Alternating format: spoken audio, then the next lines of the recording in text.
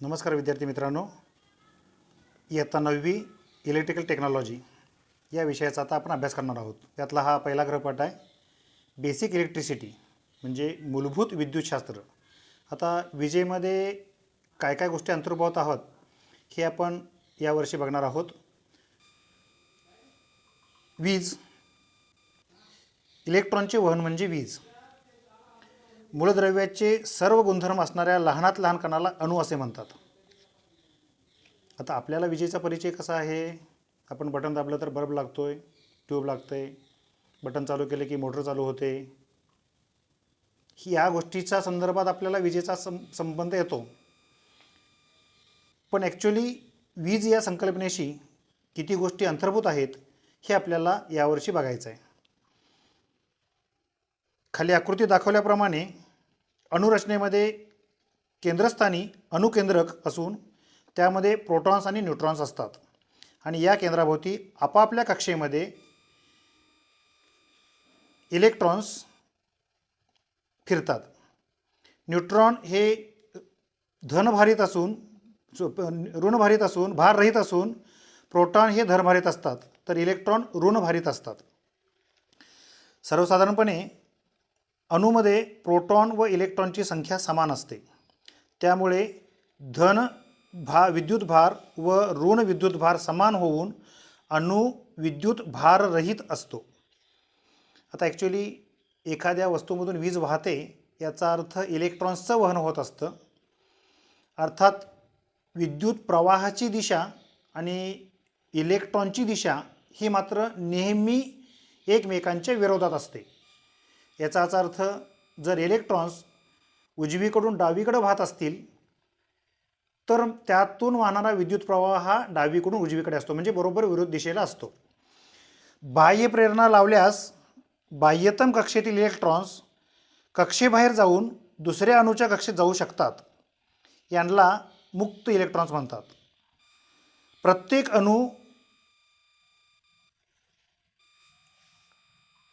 अणू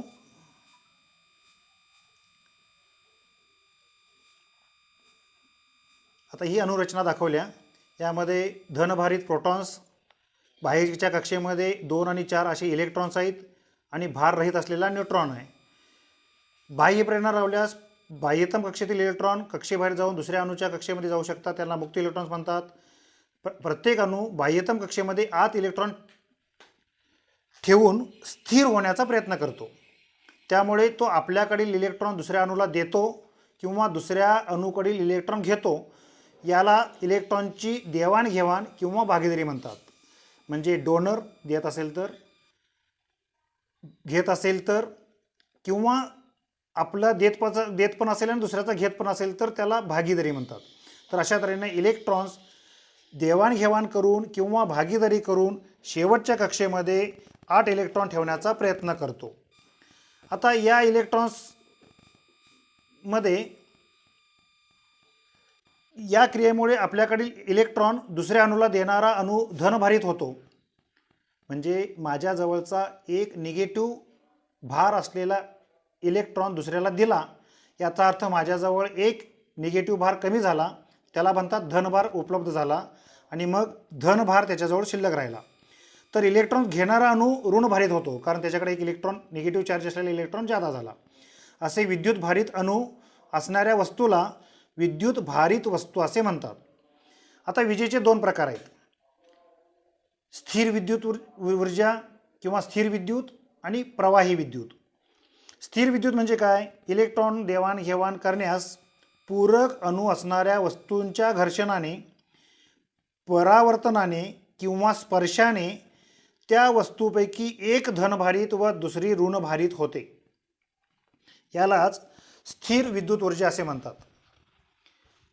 ही विद्युत ऊर्जा म्हणजेच ही वीज पडताळून पाहता येते, म्हणजे अस्तित्व आहे की नाही हे बघता येतं, पण तिच्याकडून कार्य करून घेता येत नाही। स्थिर विद्युत ऊर्जेकडून आपल्याला काहीही कार्य करून घेता येत नाही। उदाहरणार्थ, आपण एखाद्या वेळेस केसातून कंगवा जोरात फिरवला तर काही वेळानंतर केस त्या कंगव्याला चिटकण्यासाठी उभे राहू शकतात। केस जर आपण थोडासा कंगवा बाजूला घेतला किंवा एखादा कापड शरीरावर घासलं तर अंगावरचे केस उभे राहिल्यासारखे वाटतात किंवा ताठरतात. याचा अर्थ त्या दोघांच्यामध्ये घर्षणानं काहीतरी विद्युत निर्मिती झालेली असते. ही स्थिर विद्युत निर्मिती आहे. पण यामध्ये आपल्याला त्या विद्युत ऊर्जेकडून काहीही काम करून घेता येत नाही. आता दुसरी आहे प्रवाही विद्युत निर्मिती. आपण जी विद्युत ऊर्जा वापरतोय ही सगळी प्रवाही ऊर्जा आहे. म्हणजे काय, तर ती ऊर्जा एका ठिकाणाहून दुसऱ्या ठिकाणी वाहून नेता येते. जी विद्युत ऊर्जा एका ठिकाणाहून दुसऱ्या ठिकाणी वाहून नेता येते व तिच्याकडून आवश्यक कार्य करून घेता येते, यालाच प्रवाही ऊर्जा म्हणतात.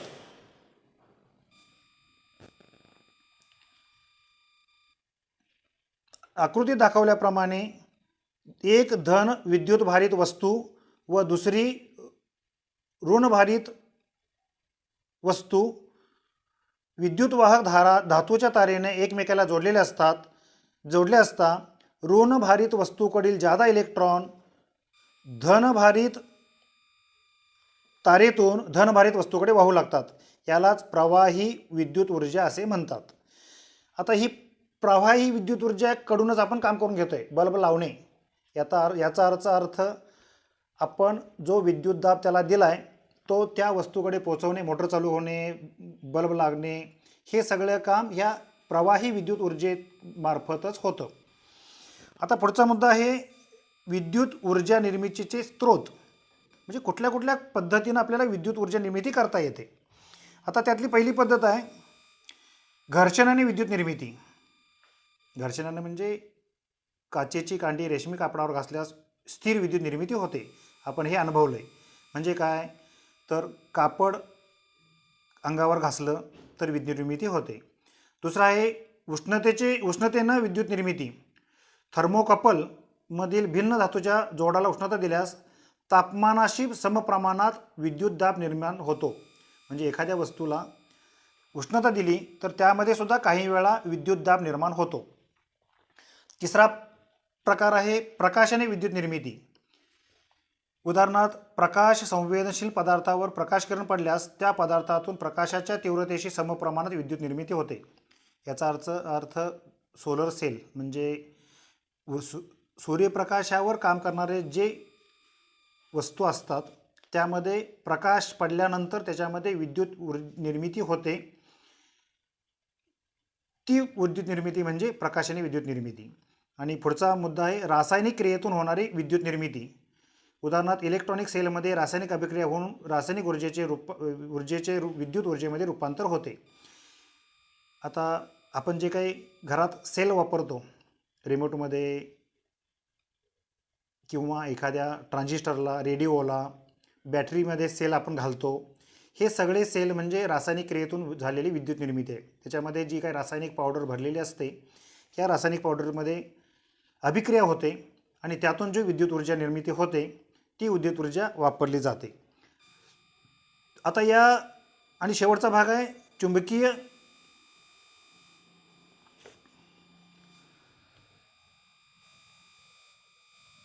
यांत्रिक क्रियेने विद्युत निर्मिती.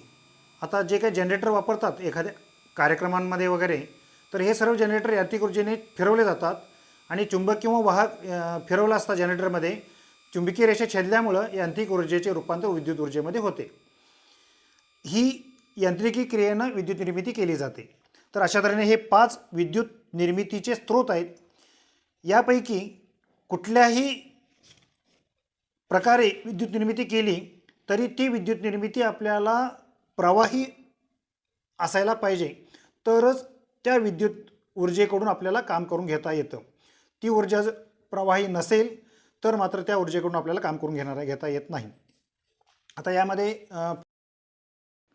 विद्यार्थी मित्रांनो, आपण आता बघणार आहोत विद्युत ऊर्जा निर्मितीच्या विविध पद्धती. आता या सगळ्या विविध पद्धती विभागल्या गेल्यात पारंपरिक व अपारंपरिक.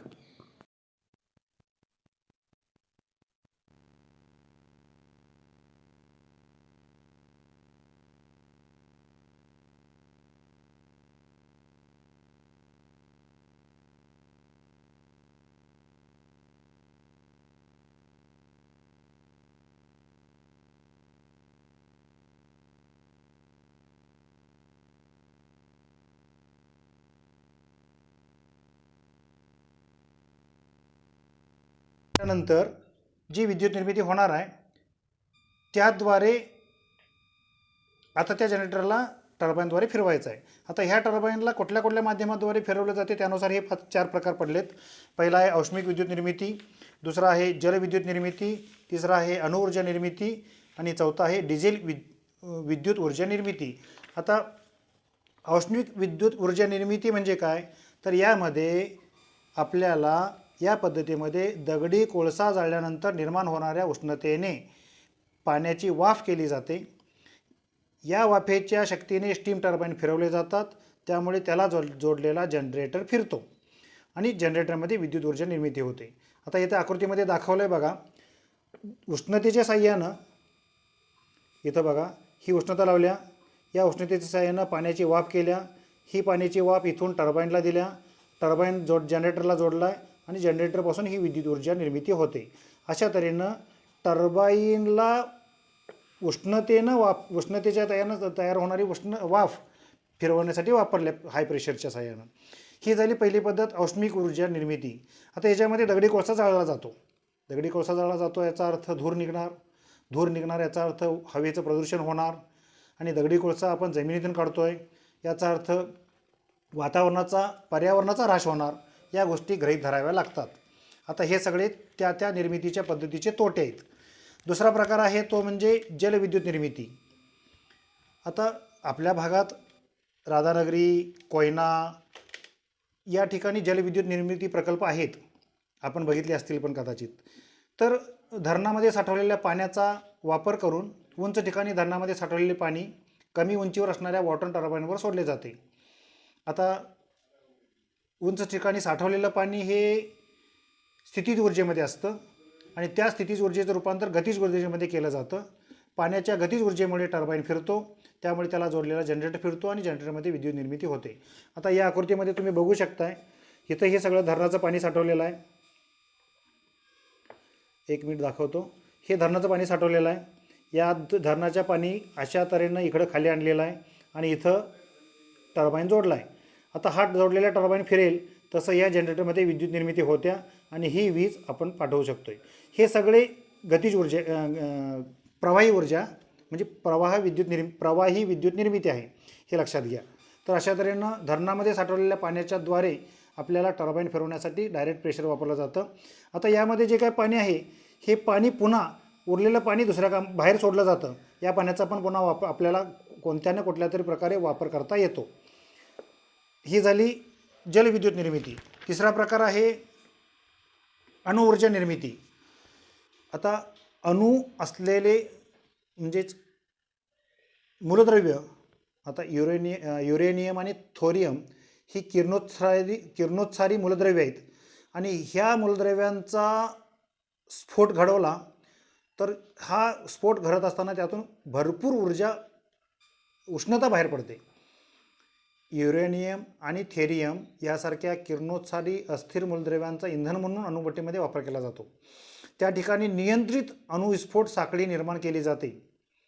आता हे आण्विक विस्फोट आहे, त्यामुळे त्याला नियंत्रित ठेवणं महत्त्वाचं असतं आणि यावेळी जी उष्णता निर्माण होते त्या उष्णतेची वाफेमुळे स्टीम टर्बाईन फिरते आणि त्या टर्बाईनला जोडलेला जनरेटर फिरून विद्युत ऊर्जा निर्मिती होते. तर हे मात्र नियंत्रित करावं लागतं आणि त्या टर्बाईनमधून वाफेतून निर्माण झालेली उष्णता खूप मोठी असते, त्यामुळं वाफ खूप मोठी असते आणि म्हणून असे निर्मितीचे प्रकल्प शक्यतो समुद्राच्या कडेला असतात, कारण त्याला पुन्हा थंड करून पाण्याच्या साह्यानं ते गरम पाणी समुद्रामध्ये पुन्हा सोडावं लागतं. हा झाला तिसरा प्रकार. चौथा प्रकार आहे डिझेल विद्युत ऊर्जा निर्मिती.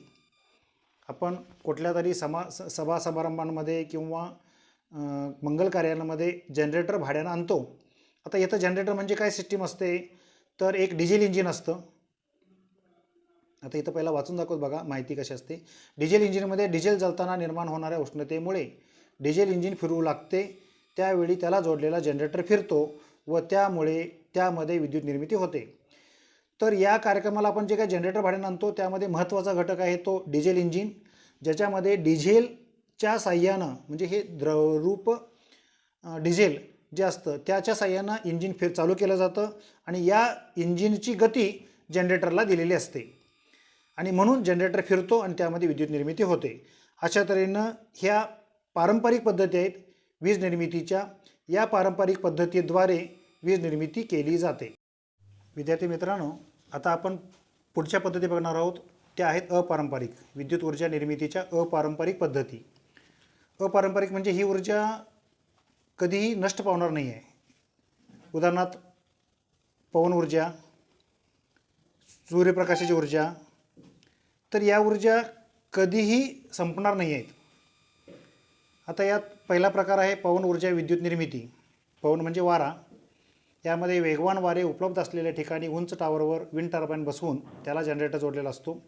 त्यामुळे वाऱ्याच्या शक्तीचे रूपांतर शक्तीमुळे विंड टर्बाईन फिरते आणि त्यामधील जनरेटरमध्ये विद्युत निर्मिती होते.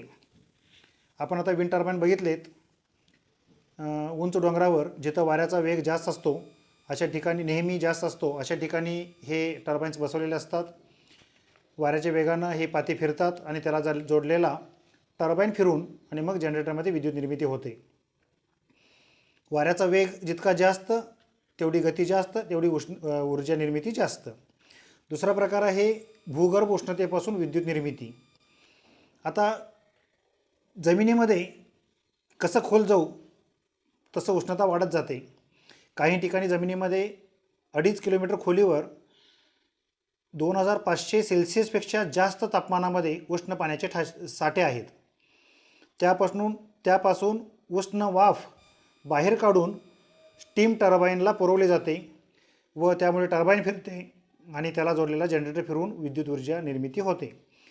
आता खालची वाफ ही सहज उपलब्ध होणार आहे आणि म्हणून वाफेचे वापर स्टीम टर्बाईनला केला जातो. पुढचा आहे तो प्रकाशापासून विद्युत निर्मिती. सोलर सेलच्या पॅनेलवर पडणाऱ्या सूर्यप्रकाशामुळे त्यामध्ये विद्युत निर्मिती होते. ही वीज इन्व्हर्टरच्या साहाय्याने योग्य स्वरूपात रूपांतरीमध्ये केली जाते. आता योग्य स्वरूपात म्हणजे काय बघा. सोलर सेलवर पडणारा प्रकाश, हा प्रकाश या पॅनेलवर पडतो. हा पॅनेल सिलिकॉन, जर्मेनियम यासारख्या सेमीकंडक्टरपासून बनवलेला असतो आणि यामध्ये अशा तऱ्हेने एक उपकरण असतं, इलेक्ट्रॉनिक घटक असतो की ज्याच्यावर सूर्यप्रकाश पडला तर त्याच्यामध्ये विभवांतर तयार होतं, म्हणजे विद्युत दाब निर्माण होतो आणि त्यामुळं वीज निर्मिती होते, विद्युत प्रवाह वाहू लागतो. आता यामध्ये निर्माण होणारी विद्युत ऊर्जा आहे ती डायरेक्ट करंट या स्वरूपात आहे. त्यामुळं इथं चार्ज जनरेटर जोडलेला आहे. आता हा जो काय चार्ज जनरेटर आहे त्याद्वारे चार्ज कंट्रोलर आहे. हा चार्ज कंट्रोलर या बॅटरी सिस्टीमला जोडलेला असतो.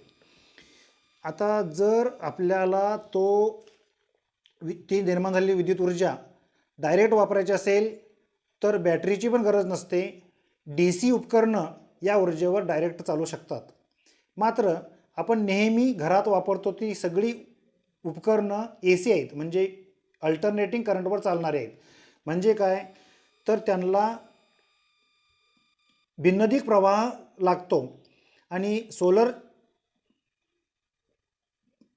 ऊर्जा ही डायरेक्ट स्वरूपाची म्हणजे एकदिक स्वरूपाची असते आणि मग आपल्या घरातली सगळी उपकरणं जी भिन्नदिक स्वरूपावर चालतात त्यांना चालवण्यासाठी या बॅटरीमध्ये साठवलेली ऊर्जा इन्व्हर्टरमार्फत AC मध्ये रूपांतर करावे लागते. म्हणजेच इन्व्हर्टर काय काम करतो बघा, त्याला मिळालेल्या DC ऊर्जेचं रूपांतर AC ऊर्जेमध्ये करतो. हे महत्त्वाचं आहे. जर आपल्याला डायरेक्ट ऊर्जा वापरायची असेल तर डायरेक्ट ऊर्जा वापरता येते, पण मात्र जर अल्टरनेटिव्ह प्रवाहावर काम करणारी उपकरणं वापरायची असेल तर इन्व्हर्टरची गरज आहे.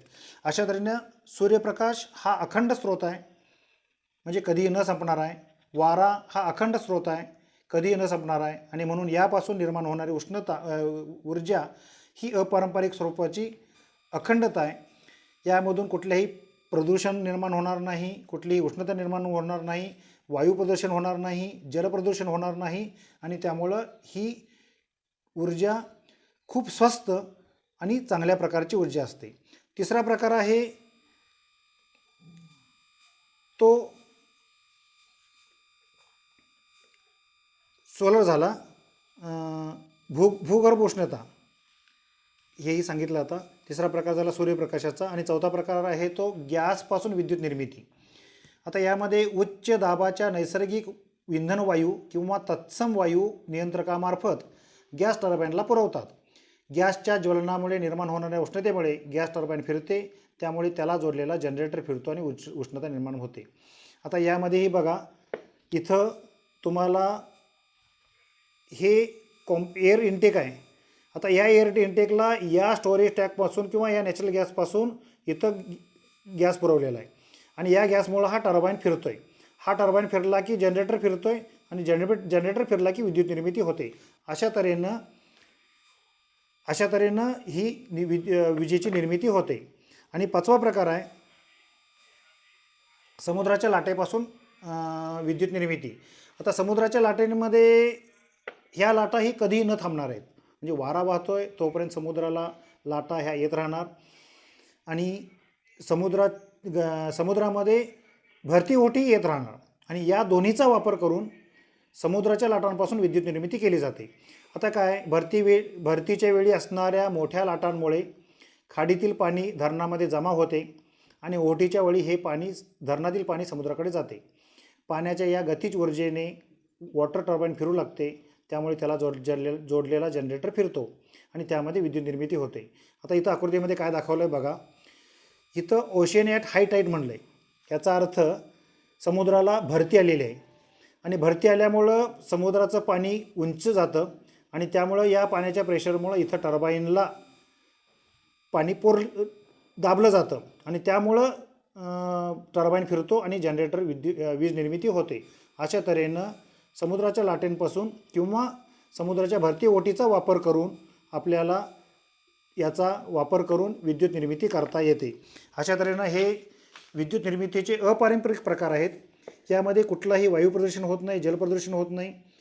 थोडंसं विद्युत ऊर्जा निर्मितीसाठी खर्च जादा येतो, पण अखंडित ऊर्जा आपल्याला यापासून मिळू शकते आणि म्हणून हे अपारंपरिक ऊर्जा स्रोत आता आपण जास्त प्रमाणात वापरण्यासाठी प्रवृत्त करत आहोत.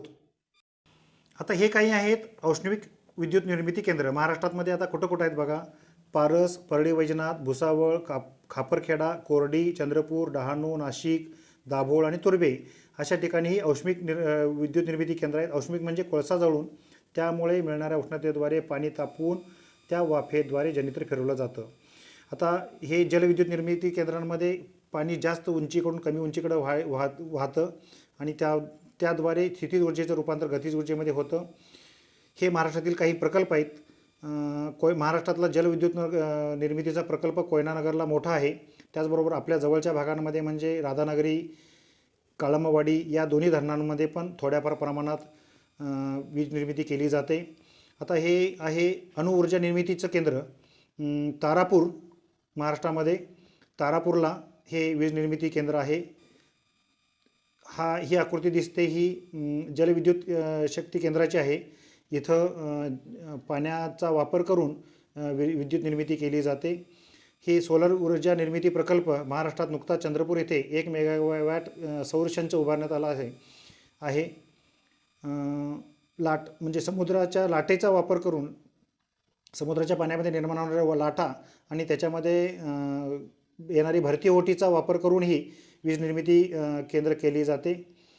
आताच राज्यात अरबी समुद्राजवळ तिरुअनंतपुरमजवळ विझिजम येथं हा एक प्रकल्प चालू करण्यात आलेला आहे.